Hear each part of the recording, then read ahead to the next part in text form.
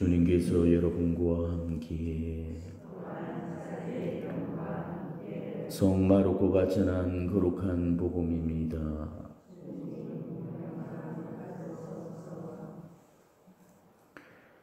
그때 바리새인들이 와서 예수님과 논쟁하기 시작하였다. 그분을 시험하려고 하늘에서 오는 표징을 요구하였던 것이다. 예수님께서는 마음속으로 깊이 탄식하시며 말씀하셨다. 어찌하여 이 세대가 표징을 요구하는가? 내가 진실로 너희에게 말한다. 이 세대는 어떠한 표징도 받지 못할 것이다. 그러고 나서 그들을 버려두신 채 다시 배를 타고 건너편으로 가셨다. 주님의 말씀입니다.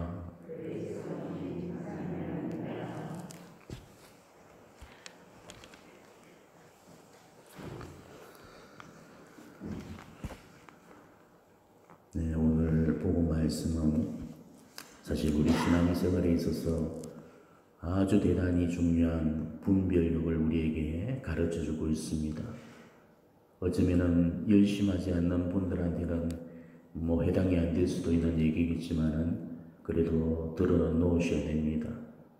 기도생활 윗단으로 조금만 올라가게 되면은 누구든 이 시험 앞에 직면하게 됩니다. 사실 너무너무 중요한 분별이기 때문에 지금 잘 들어놓게 되면은 나중에 위험한 함정을 비교할 수 있을 거예요. 오늘 복음은 예수님과 바리사이 간의 논쟁이 계속되던 중에 바리사이들이 예수님을 시험하려고 하늘의 표징을 요구를 했습니다. 이때 예수님은 왕왕 그들을 향해서 단식하시고는 그 어떠한 표징도 보여주지를 않으시고 그들을 버려둔 채로 그 동네를 떠나버리셨죠. 우리가 꼭 기억하고 있어야 될 사실이 바로 이겁니다. 예수님은 표징을 바라던 그 동네를 떠나버리셨다는 겁니다. 예수님께서 표징을 바라시지 않는다면 우리 역시도 그 어떤 표징도 붙들거나 원해서는 안 된다는 것입니다. 정말 우리에게 필요하고 요구되는 것은 보지 않고 믿을 수 있는 믿음이에요. 우리는 그거 하나만으로 만족을 하셔야 됩니다. 표징을 추구하는 곳에서는 반드시 그 신앙이 변질이 오게 되어 있습니다. 왜냐하면 표징을 바라는 곳에는 하나님의 영께서 떠나버리시기 때문이죠. 표징을 추구하던 그 나주도 결국은 돌이킬 수 없는 길로 가버리고 말았잖아요. 표징이나 기적이나 혹은 신비체험 따위들은 우리 신앙에 있어서 그렇게 중요한 게 아닙니다. 그거는 있어도 그만이고 없어도 그만인 겁니다. 그런데도 이걸 붙들려고 하고 이걸 지금 붙들고 사는 사람들이 얼마나 많은지 몰라요. 우리가 기도 생활에 정진하다 보면은 어느 일정한 단계에 이르러서는 영적인 체험들을 가지게 됩니다. 이거를 엑스터시라고 그러는데 영적인 세계의 신비 영역을 열람하는 거죠. 그 영역에 들게 되면은 가전 신비 체험들을 하게 됩니다. 그래서 보이지 않던 것들이 보이기 시작하고 또 들리지 않던 것들이 들리면서 환시나 환청 등의 신비 체험들을 경험을 하게 됩니다. 근데 이런 거를 체험하게 되면은 대개의 사람들이 좋아서 정신을 못 차리고 영적인 정신줄을 놓아버리죠. 그리고 이런 게 다 하나님께로부터 오는 거라고 믿고 무턱대고 덥석 물어버립니다. 그렇게 되면은 그 맛에 취해서 그걸 절대 끊어내지를 못하고 끊임없이 그것만 붙들고 살아가게 됩니다. 악마는 바로 그런 순간을 노려서 영혼을 한 방에 보내게 되어 있습니다. 악마는 우리의 감각에다가 그런 교기를 그려놓고 그것이 마치도 하나님의 것이 그냥 위장하면서 황홀경을 펼쳐놓고 갖가지 신비로운 것들을 우리에게 보여주고 돌려주게 되죠. 그럴 때 조심성이 없는 사람들은 마치 하나님한테서 오는 것이 그냥 안심하고 받아들여서 결국은 하나님께로부터 멀어지도록 만들고 우리 믿음을 변질시키고 타락으로 이끌어가게 되는 것입니다. 사냥개에는 똥개를 절대로 안 쓰죠. 왜 똥개를 안 쓰는지 아십니까? 자, 전문 사냥개는 주인이 딱 가라고 내보내면은 납작 엎드려서 한 발짝 한 발짝 정말 조심스럽게 다가가서 사냥감 앞에 딱 이르러서 갑자기 왁 하고 덮치죠. 그러면은 사냥감이 놀라서 우동지동 달아날 때 보수가 총을 쏘아서 잡습니다.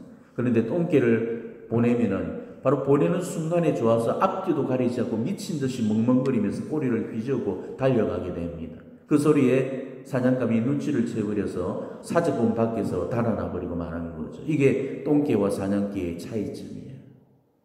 자, 영적인 분별력이 있는 사람하고 영적인 분별력이 없는 사람의 차이도 마찬가지입니다. 똥인지 된장인지도 구분 못하는 사람은 이 신비체험이나 사적 계시 등의 이런 현상들을 체험을 하게 되면 100% 걸려 넘어져서 심각한 폐해를 입게 되는 겁니다. 자, 신비체험이라든지 혹은 사적 계시의 표징이나 이런 기적들은 그 원인이 두 가지 경우에서 오게 됩니다. 하나는 하느님으로부터 오는 거고 또 하나는 사탄 마귀로부터 나오는 겁니다. 그렇기 때문에 우리는 이걸 정말 잘 분별해야 되죠. 자, 사탄 마귀는 하느님의 것을 기가 막히게 흉내를 내는 놈입니다. 하느님이 100가지 것을 하시면은 사탄 마귀는 99가지를 똑같이 흉내를 냅니다. 그렇지만은 사탄 마귀가 흉내내지 못하는 한 가지가 있죠. 바로 십자가를 살리는 일. 그거는 절대 흉내를 내지 못합니다. 그 나머지는 다 따라고 흉내를 냅니다. 가짜가 진짜로 둔갑할 때는 진짜보다도 더 진짜같이 진짜의 옷을 입습니다. 그래서 식별이 어렵다는 거예요. 요즘 TV에 히든싱을 하는 그런 프로가 있던데 진짜 가수하고 또 진짜 가수를 흉내내는 모창 가수들을 밀실에다 넣어놓고 노래를 부르게 해서 진짜를 가려내게 하는 그런 프로그램인데 어떤 때는 가짜가 진짜보다도 더 진짜 같아가지고 가짜가 진짜를 이기는 그런 경우들도 있었습니다. 자, 어느 게 하느님한테서 오는 거고 어느 게 사탄 마귀한테서 오는 건지 이 옥석을 가려낸다는 거는 정말 높은 관상의 경지에 이른 성인들조차도 식별이 어렵다고 그러죠. 물론 나중에서야는 다 가려지게 되어 있습니다. 마치 도금과 순금의 차이인 것처럼 도금은 결국 벗겨지게 되어 있지만은 그 전에 그 사람의 신앙은 심각한 피해를 입고 이미 돌아오지 못할 강을 건너버린 다음이죠. 이 영적인 길 정말 함부로 무턱대고 걸어가서는 절대 안 됩니다. 지금 영적 지도를 받지도 않고 혼자서 영적 길을 걷는 영성인들이 대부분입니다. 그게 얼마나 위험천만한 일인지를 아셔야 됩니다. 영적인 길은 올라가면 올라갈수록 더 위험천만하고 사방팔방이 쥐레밭입니다. 저 아래 단계에는 핫바리 마귀들이 그런 집적되지만 윗단계로 오르면 올라갈수록 고급 마귀들이 붙게 됩니다. 더 지능적이고 더 세련되고 그렇게 속여먹기 때문에 육을 가진 인간은 순수 영체인 이 악마에게 다 속을 수밖에 없는 거죠. 그나마 그게 첫 번째 경우라면은 그게 하나님한테서 오는 경우라면은 그나마 다행스러운 겁니다. 그거는 하나님께서 관상의 길을 걷고 있는 그런 영혼들한테 잠시 잠깐 허락하시는 영혼의 안식, 위로를 주시는 선물이거든요. 그렇지만은 여기서 잠시 잠깐이라는 그 말에 주목을 하셔야 됩니다. 영구적으로 주어지는 게 아니에요. 그야말로 잠시 동안만 허락되어지는 은혜입니다. 이 체험을 하는 영혼들은 하나님의 신비 영역에 들면서 황홀경을 체험을 하게 되죠. 마치 베드로와 제자들이 그 타볼산에 올라서 천상의 신비 체험을 통해서 황홀경을 누렸듯이 바로 이 영역에 우리가 들게 되면은 가전 황홀경과 신비로운 체험들을 경험을 하게 되어 있습니다. 우리 중에는 오랜 관상의 경험을 통해서 이런 단계를 체험하신 그런 분들도 분명히 있지요. 여기에는 그런 분들이 계실지 모르겠지만은 만약에 계시다면은 저는 이런 분들께 각별히 당부를 드립니다. 절대로 이런 거를 붙들려고 해서는 안 된다는 것입니다. 하나님께서 그런 신비 체험을 주실 때는 그냥 받는 거고 거두실 때는 그걸 가만히 그냥 있으면 되는 겁니다. 근데 문제가 되는 거는 내려놓는 데서 발생되는 것이 아니고 붙드는 데서 발생되는 거죠. 우리는 하나님의 은총을 누리기에 다들 약한 존재들입니다. 하나님께로부터 오는 정말 감당하지 못할 엄청난 은총을 맛보게 되면은 그때부터는 그 감미로운 맛에 홀려서 다른 맛들이 다 시시해지고 유치해지게 되어 있습니다. 그렇게 되면은 웬만해서는 그 영혼을 다시 일상 안으로 되돌려 놓을 수가 없게 되는 거죠. 그 맛에 완전히 빠져버려서 그야말로 감당 불감당이 되어버립니다. 처음에는 뽕 맞은 것처럼 정신을 못 차리게 되지만은 이런 맛에 자꾸 빠지게 되면은 나중에는 중독이 되게 됩니다. 화끈한 걸 봐야 직성이 풀리고 더 화끈하고 더 요사시하고 더 브라이어티한 것을 자꾸만 찾아 나서게 되어 있는 거죠. 마치 베드로와 같이 되어버리는 겁니다. 자, 베드로는 타볼산에서 그 신비 체험을 한순간에 어떻게 했습니까? 그 신비를 붙들려고 했죠. 여기에 초막셋을 지어서 하나는 스승님께, 하나는 모세께, 하나는 엘리야께 드리겠습니다. 아예 여기에 눌러 앉아버리겠다는 소리입니다. 그렇지만은 거기는 베드로가 있어야 될 자리가 아니었거든요. 정말 베드로가 있어야 될 자리는 십자가가 드러나는 저 아랫동네였습니다.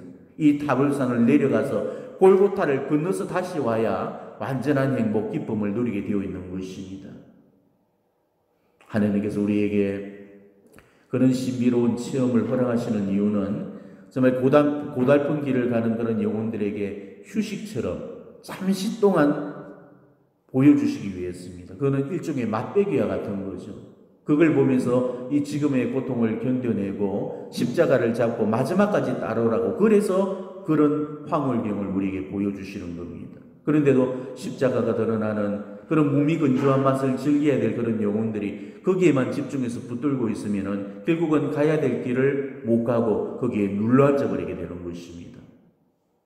혹시나 나한테 그런 신비 체험들이 만약에 허락이 된다면은 여러분, 하나님께 이렇게 청을 해야 됩니다. 하나님, 내까지게 도대체 뭐길래 감히 이런 은혜를 허락하신다는 말입니까? 그러면서 저는 감히 이런 은혜를 받을 자격이 없으니까 정말로 이런 은혜를 받을 만한 그런 영혼들에게 이것을 주시고 저한테는 이것을 거두어 주십시오라고 겸손되게 아뢰셔야 되는 겁니다.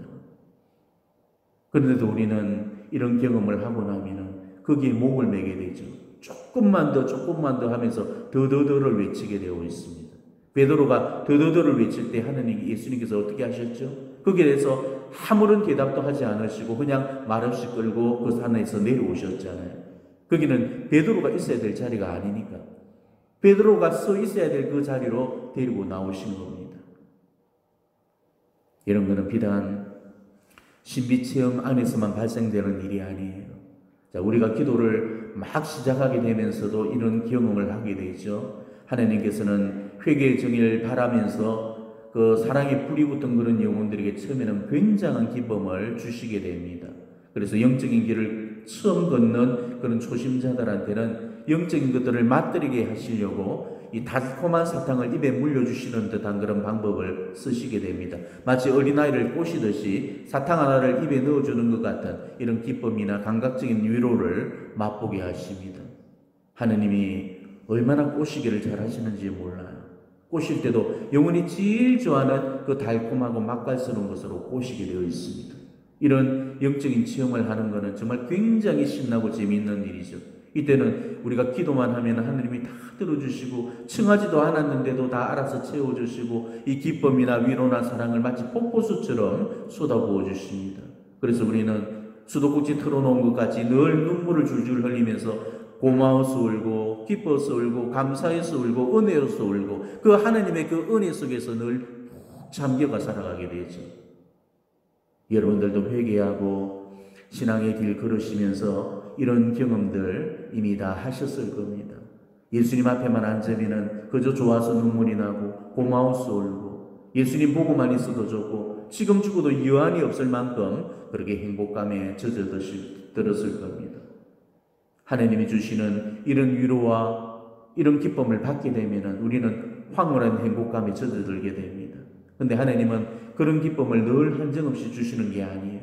잠깐 보여줬다가 사탕을 빼앗아 버리듯이 어느 순간부터는 무미건조하게 우리를 내버려 두십니다. 그리고 기쁨도 평화도 다 사라져버린 정말 캄캄한 어둠 속에 그 영혼을 처화가 두시고 홀로 견뎌내야 되는 메마름의 시간을 허락하시게 되죠. 이게 바로 어두운 밤입니다. 갓난생이 아기들을 보셔요. 엄마 젖을 뗄 때쯤 되어도 젖에서 잘 안 떨어지려고 그러잖아요. 이빨도 다 나고 이유식을 해야 될 판에 여전히 젖을 먹겠다고 떼를 씁니다. 이제부터는 부드러운 음식이 아니고 이유식을 하면서 거친 음식을 먹어야 뼈도 튼튼해지고 세포도 자라고 키도 커지게 되잖아요. 그런데도 이유식은 안 먹고 젖만 먹겠다고 이렇게 뻗댕깁니다. 자, 그럴 때 엄마는 예전에 젖꼭지에다가 썰이 썬 그런 노예즙을 발라서 아이가 그 젖꼭지를 물면은 그 썩음 때문에 입에서 뱉어내도록 그렇게 만들게 되죠. 하느님이 우리를 양육하시는 그 방법도 그와 똑같습니다. 영적인 유아기에는 감각적인 위로나 기쁨이 필요하지만은 그 영혼이 자라나게 되면은 더 이상 그걸로는 그 영혼을 성장시킬 수가 없는 거죠. 하나님은 영적인 유아기에서 벗어나서 그 영혼을 성장시키기 위해서 이 달콤하고 부드러운 음식을 떼내시고 쓰고 그친 그런 음식을 먹이는 훈련을 시키시는 겁니다. 이때부터 그 영혼은 어두운 밤을 통과하면서 정말 정화되지 못한 자신의 불완전을 씻는 그런 작업들을 거치게 되는 겁니다. 이때부터는 하나님이 그나마 보여주셨던 것들마저도 자취를 감추어버리게 하십니다. 더 이상 기쁨도 없고 하나님으로부터 오는 위로도 없는 것 같고 기도를 해도 예전만 같지 않고 그렇게 좋아서 흘러내던 눈물도 그치고 아무리 하나님을 불러도 대답도 없으시고 하나님이 나를 버리신 것 같은 그런 느낌만 들고 그런 상태가 되어버리는 거죠. 이게 바로 어두운 밤에 들었다는 증거입니다. 그렇게 좋아하다가 그게 딱 멈춰져 버리면은 그 영혼은 기분이 언짢아지고 우울해지면서 완전히 비참함에 떨어지게 되고 그런 가운데 혼란을 겪게 되는 겁니다. 그럴 때 그 영혼이 빨리 하느님이 나를 한 단계 업그레이드 시키는 시간이구나 그걸 느끼고 감각적인 맛을 얼른 내려놓고 정말 하느님 손길에 순응하면서 길들여져야 되는데도 그걸 안 하고 옛 맛을 끊임없이 찾아서 헤매게 된다는 거죠. 자, 아이들한테 막대 사탕 하나 입에 물려줘 놓고 다시 그것을 빼앗아 보십시오. 어떻게 됩니까? 맛있다고 이거 냠냠거리고 쪽쪽 빨고 있다가 그걸 딱 뺏기면은 몸을 부르르 떨면서 막 꼴딱꼴딱 넘어가면서 우러지게 되잖아. 그러다가 또 다시 사탕을 물려주게 되면은 언제 그랬냐는 듯이 뚝 하고 멈춥니다.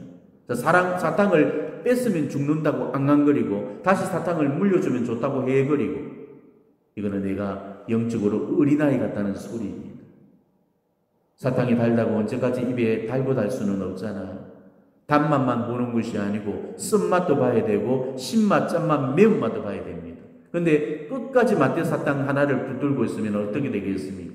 벌써 어린이 티가 다 벗었고 어른이 다 되어 가는데도 아직도 그 젖만 찾고 있고 사탕만 찾는 그런 영혼들이 지금 우리 가운데 얼마나 많은지 모릅니다.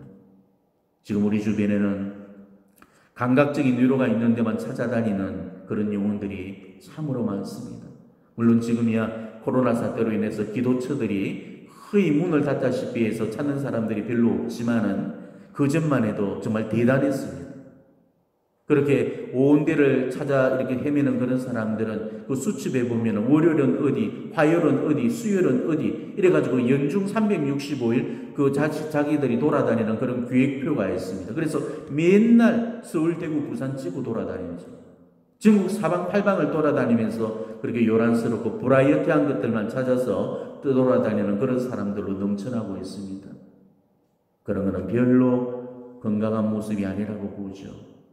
물론 그렇다고 제 말에 오해가 없기를 바랍니다. 정말 이런 체험이 필요한 그런 영혼들도 분명히 있어요.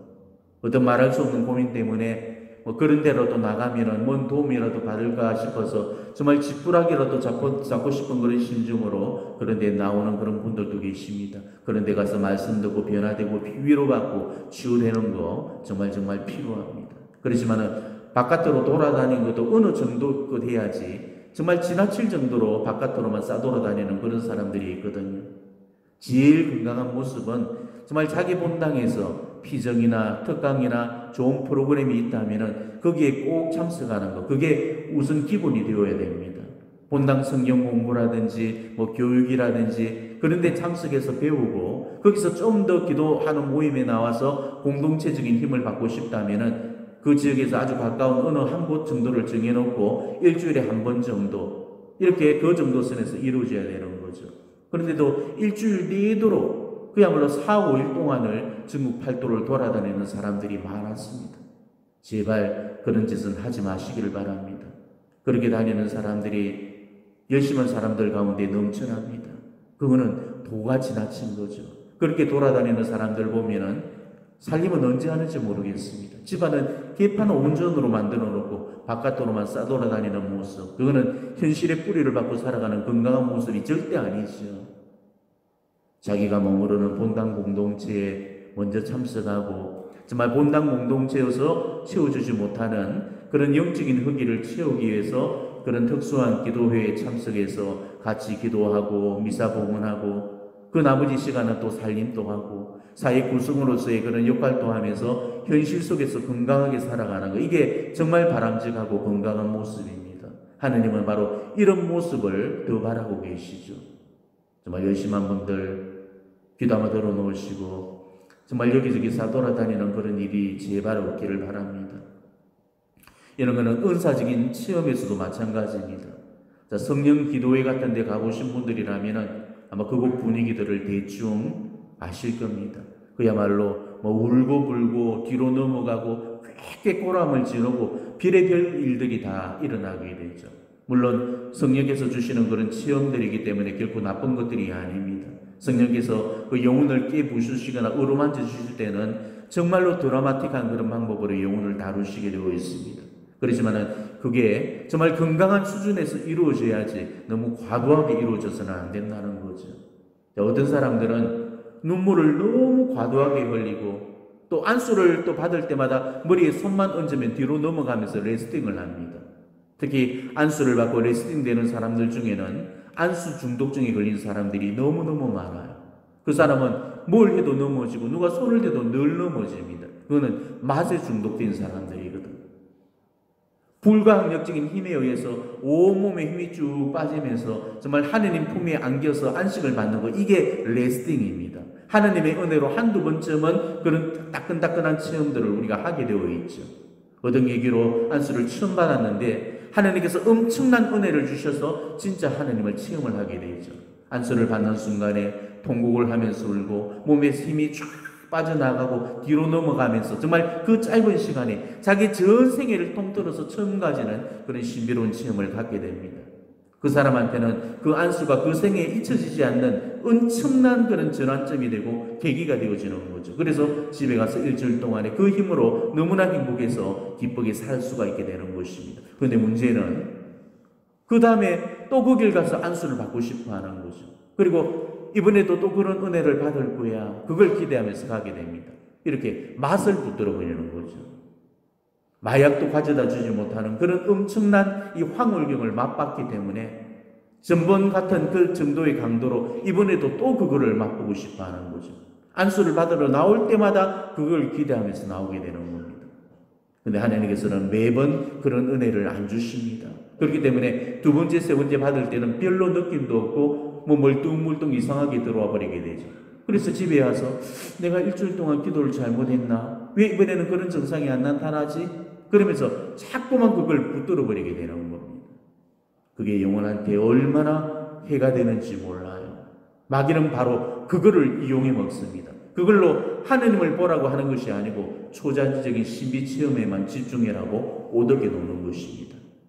우리는 정말 그런 것들을 너무 쫓아가지 말아야 됩니다. 그런 것을 쫓아가다 보면은 우리는 결국 하느님을 놓쳐버리게 되는 거죠. 그러다 보면은 그 다음부터는 그 패턴을 자기 스스로가 만들어 버리는 거죠. 안수를 받을 때마다 힘을 쫙 빼고 확 들어 누워 버려야지. 그때처럼 그렇게 해버려야지. 자기도 모르는 무의식안에서 자기가 그것을 마음먹게 되는 거죠. 자, 이러다 보면은 자기도 모르게 고질화되어서 안수만 받았다면 넘어가 버리는 자기 체면에 걸려버리게 되는 겁니다. 그게 자꾸 반복이 되다 보면은 그 맛에 취하게 되고 거기에만 자꾸 집중을 하게 되죠. 안수 받을 때마다 리스팅이 안 되면은 자기가 은혜를 안 받은 것 같은 그런 자기 게임에 속아버리게 되는 겁니다. 어떤 분들은 저한테 그렇게 말을 합니다. 신부님, 저는 이 리스팅 되는 거 그게 통제가 안 돼요.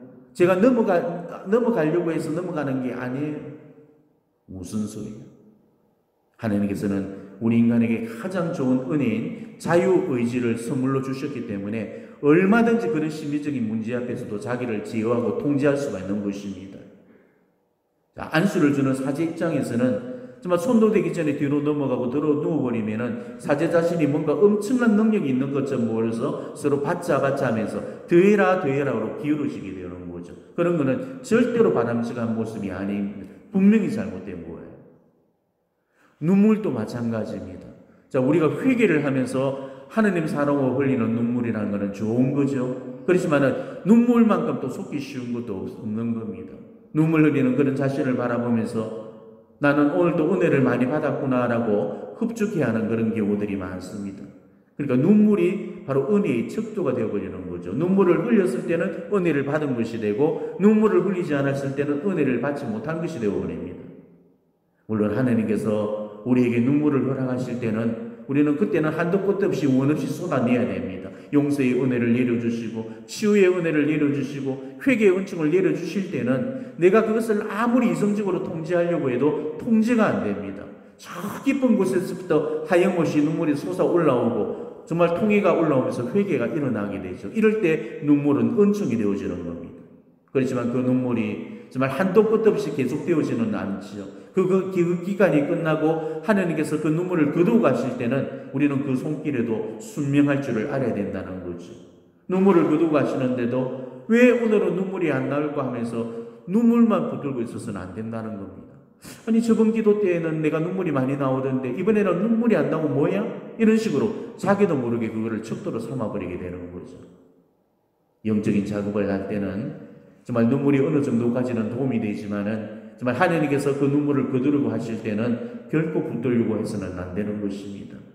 눈물을 쏟아버려야 될 순간에 울지 못하는 그런 사람들도 문제가 되겠지만은 눈물을 거두시고 대신에 잔잔한 고요와 평화와 기쁨으로 채워주셨는데도 어린아이처럼 찡을대면서 눈물이 가져다주는 그 카타르시스를 자꾸만 맛보려 하는 그런 사람들도 문제가 된다는 것입니다. 치유가 다 끝이 나고 새살이 올라오고 건강해졌음에도 불구하고 오늘 또 내가 눈물을 흘려야만 은혜를 받았다 그렇게 생각하면서 자신도 모르게 그 속임 속에 빠져들 수가 있는 거죠. 눈물이 안 나오면은 왠지 자기가 하나님께 버림받은 것 같이 허전하고 그래서 기도할 때마다 눈물을 쥐어짜고 울게 되는 겁니다. 이거는 자기 만족이고 자기 도취가 되어버리는 겁니다. 영적으로 어린이에서 어른으로 성장되어 갈수록 우리는 단단해지고 견고해져야 됩니다. 조금만 좋아도 울고 아파도 우는 이런 어린아이 같은 그런 모습에서 어린이 되어 가면서는 좋아도 안 울고 아파도 속으로 삼킬 수 있는 그런 모습으로 성장이 되어 가야 되는 거죠. 우리 신앙이 늘 감각적인 수준에서만 머물러 있어서는 안 됩니다. 우리는 영적으로 올라가야 됩니다. 하느님이 나한테 어떤 엄청난 은혜를 주시면은 우리가 감사하면서 받으면 되는 거고 또 그것을 거두어 가실 때는 거두어 가실 때가 됐나 보다 하고 그 하느님의 그 손길에 순복을 하면 되는 거죠. 그런데도 그걸 붙들고 거기에 자꾸 집중을 하다 보면은 자기도 모르게 중독이 되어버리는 것입니다. 은사나 은혜 이런 건 다 좋은 겁니다. 환시환청 그런 것도 다 좋은 겁니다. 하느님의 은총이고 선물인데 안 좋은 게 어디가 있겠습니까? 하지만 우리는 하느님만 봐야지 하느님의 은총을 바라봐서는 안 되는 거죠. 비록 내가 신령한 언어는 못하고 나한테서 특별한 신비체험도 없고 안수대 레스팅도 안 되더라도 그런 거는 결국 신앙의 본질이 아니고 부수적인 것에 지나지 않는 겁니다. 그런 거 내가 체험한다고 해서 하나님이 나를 더 특별히 사랑하시는 것도 아니시고 그런 거 체험 못한다고 해서 하나님이 덜 사랑하시는 것도 절대 아닙니다. 그러니 그런 거 안 보여주셔도 그런 거 나한테 하나도 일어나지 않더라도 하나님은 여전히 나를 사랑하고 계시다는 것만 알고 정말 우리 신앙의 부수적인 것들을 과감하게 던져버리고 하나님 한 번만 바라보면서 신앙의 길을 걸어갈 수 있는 그런 여러분이 되시기를 진심으로 축원합니다. 아멘.